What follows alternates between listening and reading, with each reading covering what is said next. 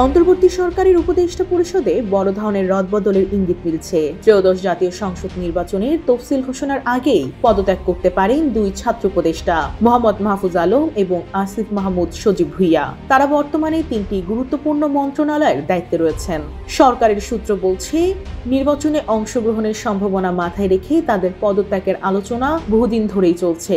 উপদেষ্টা পরিষদে বেশ কয়েকজন সদস্য এই সিদ্ধান্তে সম্মত।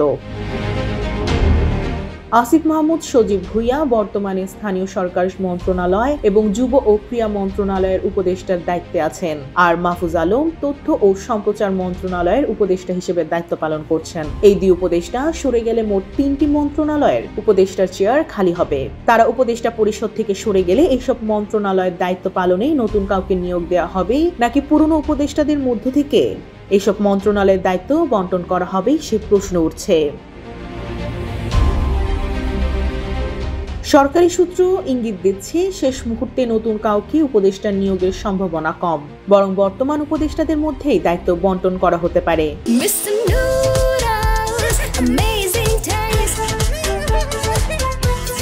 কারা পাচ্ছেন কোন মন্ত্রণালয়, চলছে জোর আলোচনা।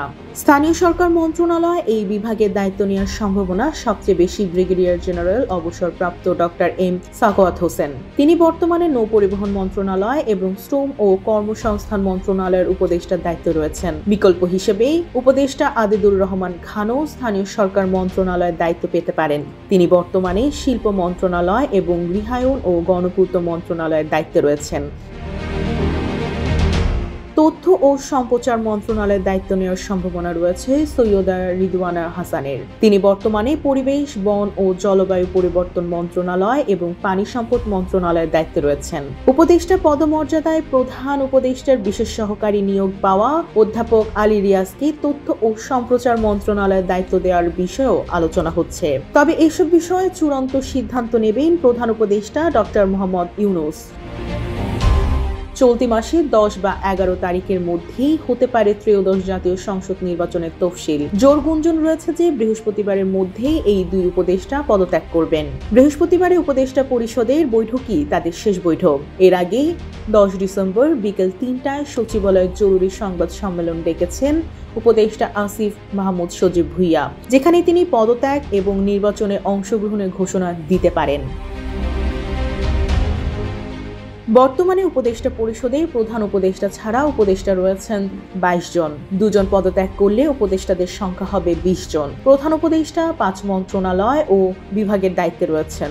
10 জন ছাড়া বাকি সব উপদেষ্টা একাধিক মন্ত্রণালয় ও বিভাগের দায়িত্ব সামলাচ্ছেন। নির্বাচনের তফসিলের দিন যত ঘনিয়ে আসছে, উপদেষ্টা পরিষদের রদবদলের গতি ততই বাড়ছে। এটাই এখন রাজনৈতিক মহলের আলোচনার কেন্দ্রবিন্দু। ডেস্ক রিপোর্ট, জয় জয় দিন।